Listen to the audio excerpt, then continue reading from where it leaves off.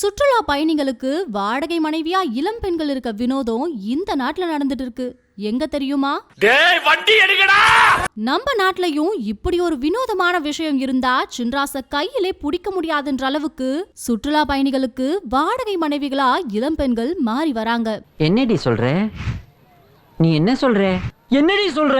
இந்தோனேஷியாவுக்கு வர சுற்றுலா பயணிகள் அங்க இருக்க இளம் பெண்களை தற்காலிகமா கல்யாணம் பண்ணி நாட்டை விட்டு கிளம்பும் பொழுது விவாகரத்து செய்யற வினோத போக்கு தொடர்ந்து வருது. இந்தோனேஷியாவுக்கு அதிக அளவு சுற்றுலா பயணிகள் போறது வழக்கம். இந்த நிலையில தான் இந்தோனேஷியாவோட கிராமப்புற பகுதிகளில் ஏழை எளிய பின்னணியில இருக்க இளம் பெண்கள் தங்களுடைய குடும்ப செலவுகளை சமாளிக்க சுற்றுலா வர பயணிகளை தற்காலிகமா திருமணம் செஞ்சுக்கிறதா சர்வதேச ஊடகங்கள்ல செய்திகள் வெளிவந்திருக்கு. முதல்ல பெண்களுடைய புகைப்படங்களை சுற்றுலா பயணிகளுக்கு அனுப்பி அறிமுகம் செஞ்சுப்பாங்களாம். அதுக்கப்புறம் அந்த பெண்கள் கிட்ட பேசி அவங்கள தேர்ந்தெடுக்கலாமாம். இது சீனாவில நடக்கிற ஒரு நாள் திருமணம் மாதிரி வெறும் மத சடங்குகளா நடக்கிறது இல்ல. அதுக்கு பதிலா சுற்றுலா பயணிகளுக்கு தற்காலிக மனைவியா எல்லா சேவைகளும் கொடுக்கிற வகையில இந்த திருமணம் செய்யப்படுது. இந்தோனேஷியாவுடைய மேற்கு பகுதியில இருக்க புன்சக் பகுதியில இது மாதிரியான நடைமுறை அதிக அளவுல காணப்படுதாம். சுற்றுலா பயணியை திருப்திப்படுத்துறது, கூட இருந்து சேவை செய்யறது, ஒன்னா ஊர் சுத்துறதுன்னு எல்லா வகையான சேவைகளும் செய்யப்படுமா.